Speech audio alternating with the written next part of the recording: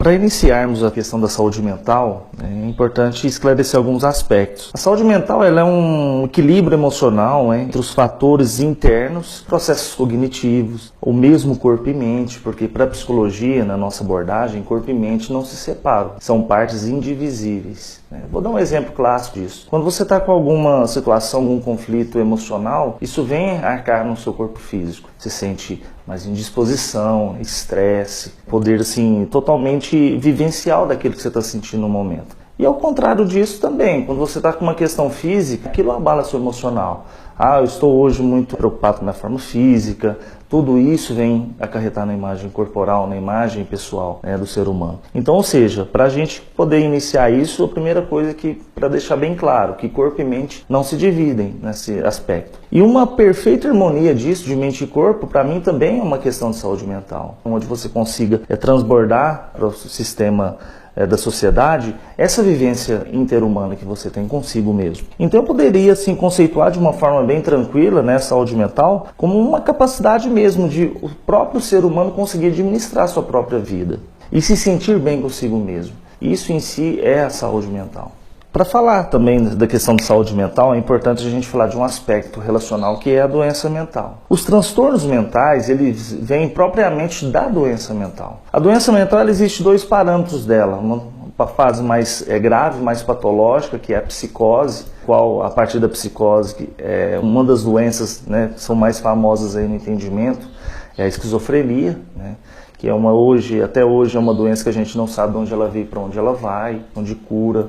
Ainda é uma situação bem sombria no campo da psicologia. E os outros transtornos que vêm acarretando a saúde mental são transtornos neuróticos, de neurose, como por exemplo transtornos bipolares, depressão, transtornos de ansiedade, transtornos de personalidade, que são acarretados realmente numa doença mental. Mas em si, os transtornos mentais, eles são assim, caracterizados por alterações mórbidas mesmo, do modo de pensar e do humor, no caso as emoções. Ou seja, são alterações realmente no funcionamento da mente que vêm e prejudicam o desenvolvimento da pessoa, no seu processo e na sua vida pessoal. Porque acarretando na vida pessoal, ele vem acarretando nos outros parâmetros da nossa vida, que é o trabalho, que é a escola, que é a família e outras sociedades que a gente desenvolve nessa vida. Para falar de problemas de saúde mental, é importante que a gente faça resuma um pouco das pesquisas que tem nessa área. Hoje, podemos falar que 20% da população sofre de algum transtorno mental. E de acordo com os pesquisadores, até mesmo da psicologia e da psiquiatria, isso vai chegar a 30%. Então, assim, é bem assustador no momento de hoje. A gente pensar que 20% da população brasileira sofre de algum transtorno mental. E os mais diagnosticados, em si, primeiro disparado vem a depressão, de 6 a 10% dessa população. Os transtornos de ansiedade são 4%. Transtornos de pânico, 3%.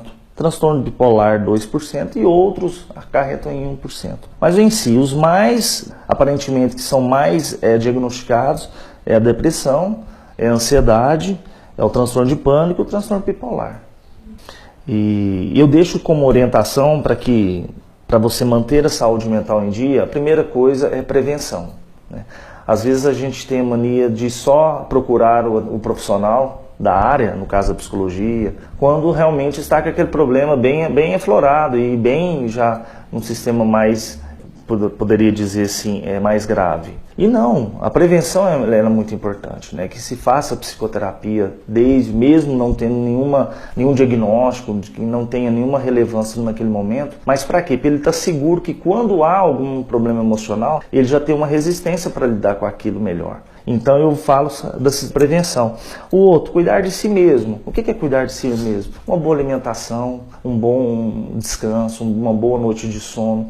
Tudo isso fisicamente vai agregar você no seu intelectual no outro dia para você vir trabalhar. Viver o aqui e agora, tem muita gente que gosta de ver só o passado, e não vive aquele presente mesmo aqui e agora. Então eu acho fundamental que a gente transporte o futuro e o passado para o presente e viver esse momento existencial agora. Outra questão é a resiliência, a segurança que você tem de manter no ambiente de trabalho, sem deixar que coisas rotineiras venham atrapalhar seu desempenho, a qual você tem uma habilidade de manter as situações em dia a dia no trabalho. Eu acho também um fator importante. E a vida social é importante. Para a psicologia, nós não vivemos sozinhos no mundo. A gente sempre tem interação com o ser humano. Então, ter uma vida social mais plena, tendo amigos, família, né? Eu acho importantíssimo no processo. São fatores que vão ajudar realmente o ser humano a que se tenha uma saúde mental mais bem resolvida e que possa realmente prolongar a sua vida de uma maneira mais plena.